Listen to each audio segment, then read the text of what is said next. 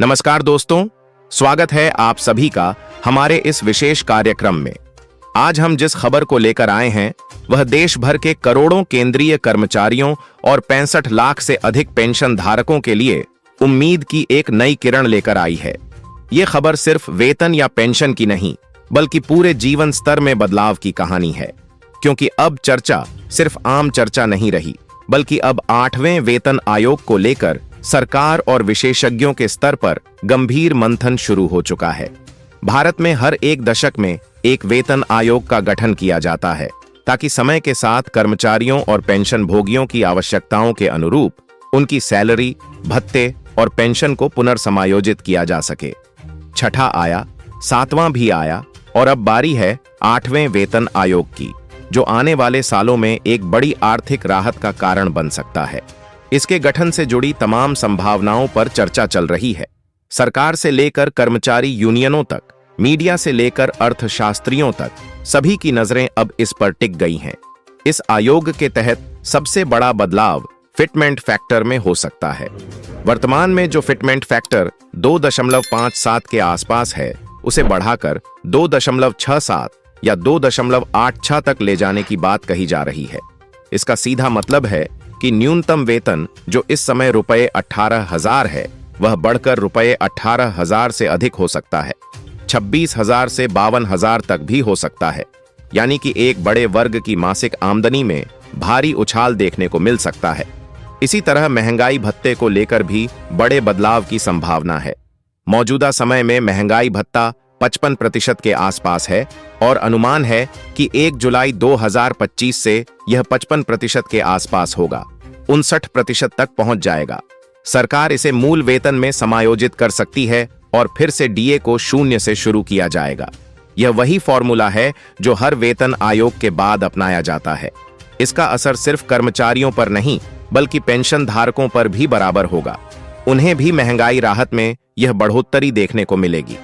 भत्तों की बात करें तो एचआरए, टीए और चिल्ड्रन एजुकेशन अलाउंस जैसे सभी प्रमुख भत्तों में संशोधन की बात कही जा रही है। इसके अलावा सबसे अहम बात फिक्स्ड मेडिकल अलाउंस को लेकर है।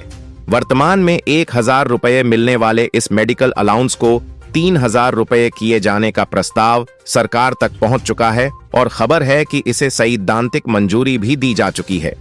पेंशन को लेकर भी कुछ बड़े सुझाव सामने आ रहे हैं। मसलन न्यूनतम पेंशन जो अभी 9,000 रुपये है, उसे बढ़ाकर 20,000 रुपये से 25,000 रुपये तक ले जाने की संभावना है। इसके अलावा एक और बड़ा प्रस्ताव आयु आधारित अतिरिक्त पेंशन का है, जिसे 65 वर्ष की उम्र से लागू करने की तैयारी चल रही है। अब सवाल आता है कि यह सब कब से लागू होगा।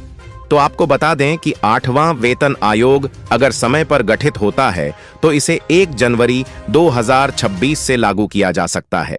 लेकिन विशेषज्ञों और मीडिया रिपोर्ट्स के अनुसार इस प्रक्रिया में देर भी हो सकती है और इसे 2027 से लागू किया जाना ज्यादा संभावित नजर आ रहा है। आयोग के गठन से लेकर रिपोर्ट, अनुमोदन और अधिसूचना तक की प्रक्रिया में लगभग 18 से 24 महीनों का समय लग सकता है। कर्मचारी वर्ग पर इसका प्रभाव व्यापक और बहुआयामी होगा। एक तरफ जहां वेतन वृद्धि से जीवन स्तर में सुधार होगा, शिक्षा, स्वास्थ्य और आवास जैसी बुनियादी जरूरतों की पूर्ति में सहयोग मिलेगा, वहीं दूसरी ओर इससे देश की अर्थव्यवस्था में खपत और मांग बढ़ने की भी पूरी संभावना है। पेंशन धारकों के लिए यह फैसला न केवल आर्थिक मजबूती लाएगा, बल्कि सम्मानजनक जीवन यापन में भी मदद करेगा। हालांकि हर बदलाव के साथ कुछ चुनौतियां भी आती हैं। इस वेतन आयोग को लागू करने से सरकार पर वित्तीय भार में वृद्धि हो सकती है। साथ ही प्राइवेट और असंगठित क्षेत्र के कर्मचारी भी समान लाभ की मांग करने लगेंगे, जिससे असंतुलन की स्थिति पैदा हो सकती है। और अगर आयोग के गठन या उसकी सिफारिशों में देरी होती है तो कर्मचारियों और पेंशन धारकों के भीतर असंतोष पनप सकता है। फिलहाल जो ताजा खबरें निकल कर आ रही हैं, उनमें यह भी शामिल है कि केंद्र सरकार 1 जुलाई 2025 से महंगाई भत्ते और महंगाई राहत को 4% बढ़ाकर 59% करने पर विचार कर रही है। इसका आधिकारिक ऐलान अक्टूबर 2025 में किया जाएगा और इसके तहत कर्मचारियों को अक्टूबर की सैलरी में यह बढ़ी हुई राशि एरियर सहित मिलेगी। इसके साथ ही एक और बड़ी अपडेट, कम्यूटेशन की अवधि को 15 साल से घटाकर 12 साल करने पर भी सरकार विचार कर रही है और इसे लेकर सैद्धांतिक सहमति भी बन चुकी है।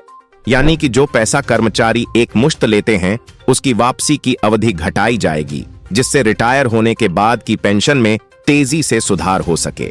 इन सभी प्रस्तावों और संभावनाओं के बीच इतना तो तय है कि आने वाले वर्ष केंद्र सरकार के कर्मचारियों और पेंशन धारकों के लिए उम्मीद, राहत और संभावनाओं का वर्ष साबित हो सकता है। 8वां वेतन आयोग सिर्फ एक रिपोर्ट नहीं होगा, यह लाखों लोगों के जीवन में स्थायी बदलाव लाने वाला दस्तावेज बनने की ओर बढ़ रहा है।